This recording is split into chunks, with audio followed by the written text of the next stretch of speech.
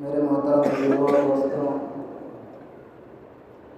اللہ تبارک و تعالیٰ نے انسان کو اپنی قدرت کاملہ سے پیدا فرمایا۔ اللہ تبارک و تعالیٰ یہ چاہتا ہے کہ میرا بندہ میرے حکموں کے مطابق چلنا سیکھ جائے۔ اب سوال یہ پیدا ہوتا ہے کہ جب اللہ یہ چاہتا ہے کہ میرا بندہ میرے حکموں کے مطابق چلنا سیکھ جائے تو اللہ صرف نیکی کا راستہ کھولتا، گناہوں کا راستہ نہ کھولتا؟ لیکن پھر اللہ کو اس دنیا کو آزمائش گاہ، امتحان گاہ بھی تو بنانا مقصود تھا۔ اگر اللہ انسان کے اندر صرف نیکی کرنے کی صفت رکھ دیتا، برائی کرنے کی صفت نہ رکھتا، تو اس میں کوئی امتحان نہیں ہے۔ ایسے جیسے فرشتے ہیں، فرشتوں کے اندر گناہ کرنے کی اللہ نے صفت نہیں رکھی ہے، وہ نیکی ہی کر سکتے ہیں۔ اللہ نے جس فرشتے کی جماعت کو رکوع میں لگا دیا وہ قیامت تک رکوع میں رہیں گے، جس جماعت کو سجدے میں لگا دیا وہ سجدے میں ہی رہیں گے، جس کو قیام میں لگا دیا وہ قیامت تک قیام ہی میں رہیں گے۔ لیکن اللہ نے انسان کے بارے میں فرمایا فَأَلْهَمَهَا فُجُورَهَا وَتَقْوَاهَا،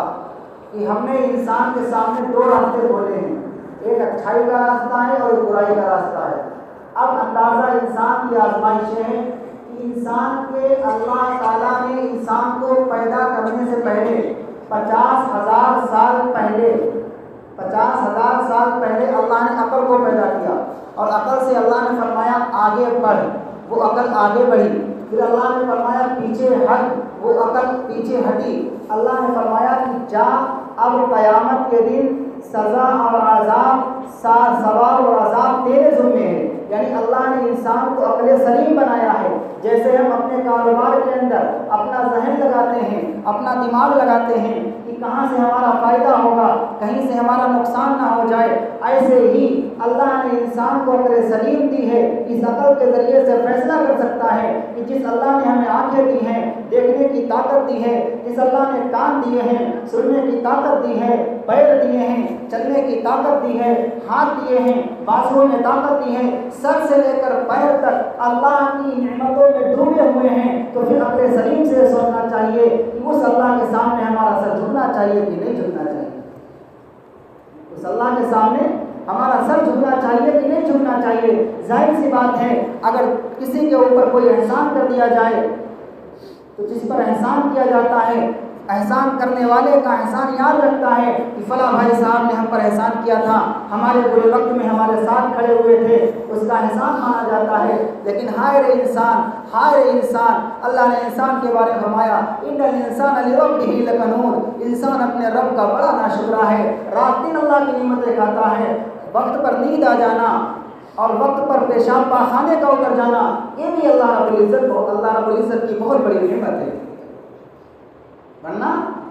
لوگوں کے پاس پیسوں کے انبار لگے ہوئے ہیں، پیسوں کے ڈھیر لگے ہوئے ہیں، لیکن ان کو نیند بلانے کے لیے ان کو نیند کی گولیاں لینی پڑتی ہے۔ ذرا اندازہ لگائیے کہ اللہ کا کتنا بڑا احسان ہے کہ وہ اللہ ہمیں اور آپ کو میٹھی نیند سلاتا ہے، اور پھر میٹھی نیند سلانے کے بعد صبح پھر ہمیں اور آپ کو اٹھاتا ہے۔ تو اللہ رب العزت کے سامنے ہمارا اور آپ کا سر جھکنا چاہیے۔ اللہ ارشاد فرماتا ہے کہ دیکھو تم جب تقوی کے راستے پر چلنا شروع کرو گے، شروع میں تو تمہیں بڑی مشکل پیش آئے گی۔ جیسے کوئی ٹرک ڈرائیور اگر ڈرائیور بننا چاہے تو شروع میں اسے بڑا ڈر لگتا ہے کہ کیسے ٹرک چلایا جائے، کیسے گاڑی چلائی جائے، لیکن جب وہ اس چیز میں ماہر ہو جاتا ہے تو پھر وہ دعوے کرتا ہے کہ ہم سے اچھی گاڑی کوئی نہیں چلاتا ہے، ہم سے اچھا ٹرک کوئی نہیں چلاتا ہے۔ کیوں؟ اب وہ ماہر ہو چکا ہے۔ ایسے ہی جب تقوی کے راستے پر گناہوں سے بچنے کی ہم کوشش کریں گے تو شروع میں ہمیں تکلیف ہوگی، ہمیں دقت ہوگی، ہمارا نفس اندر سے کہے گا تجھے گناہ کرنا چاہیے، لیکن ہم کہیں گے گناہ نہیں کریں گے۔ جب نفس کا تقاضا ہوگا، دونوں کا مقابلہ ہوگا، اور اگر ہم نے نفس کو بچھاڑ دیا، ہم نے نفس کو پیچھے کر دیا، تو ایک دن آئے گا کہ یہ انسان اللہ کا ولی بن جائے گا۔ انسان اللہ کا ولی بن جائے گا۔ تو اللہ فرماتا ہے کہ اے میرے بندوں، تم تقوی کے راستے پر چلنے کی کوشش کرو، ہم تمہیں ادھورا نہیں چھوڑیں گے۔ فینا لنہدینہم سبلنا، کہ جو شخص ہمارے راستے میں چلنے کی کوشش کرتا ہے اور اندر سے ارادہ کرتا ہے کہ اب ہمیں اللہ کی نافرمانی نہیں کرنا ہے، اللہ کے حکموں کے خلاف زندگی نہیں گزارنا ہے، اللہ کے حکموں کو نہیں چھوڑنا ہے، تو پھر اللہ تعالیٰ اس کے لیے اسباب کو مہیا کر دیتے ہیں۔ جیسے آپ اپنے چھوٹے بچے کو آپ دور کھڑا کرتے ہیں اور آپ کا بچہ جب دور کھڑا ہوتا ہے آپ اس سے کہتے بھیا چلنا سیکھو، آ جاؤ آ جاؤ آ جاؤ میری جانب آؤ، چل کر کے آؤ۔ حالانکہ وہ جانتا ہے اگر بچہ یہ سمجھے کہ ہم آگے بڑھیں گے گر پڑیں گے، آگے بڑھیں گے لڑکھڑا جائیں گے، لیکن تو پھر بچہ چلنا نہیں سیکھ سکتا ہے۔ لیکن وہ بچہ اپنا قدم بڑھاتا ہے، لڑکھڑاتا ہوا باپ کی جانب بڑھتا ہے، لیکن ایک وقت آتا ہے کہ بچہ وہ بیچ میں گرتا ہے تو پھر بچے کا جو باپ ہوتا ہے وہ دوڑ کر کے اس بچے کو اٹھاتا ہے اور سینے سے لگاتا ہے۔ حضرت مولانا فرماتے ہیں ایسے ہی جب انسان اللہ کے راستے پر چلنے کی کوشش کرتا ہے، اس سے گناہ ہو جاتا ہے، اس سے اللہ کا حکم ٹوٹ جاتا ہے، تو پھر اللہ کہتا ہے اے میرے بندے مایوس نہ ہو، ہم تیرے گناہ کو پھر معاف کریں گے، تیری توبہ کو پھر قبول کریں گے، اور جتنی مرتبہ توبہ کرے اللہ کے یہاں توبہ کا دروازہ کھلا ہوا ہے، اللہ کے یہاں توبہ کا دروازہ کھلا ہوا ہے۔ تو میرے بھائی ہمیں اور آپ کو کیا چاہیے کہ تقوی والی زندگی ہم گزارنے والے بنیں،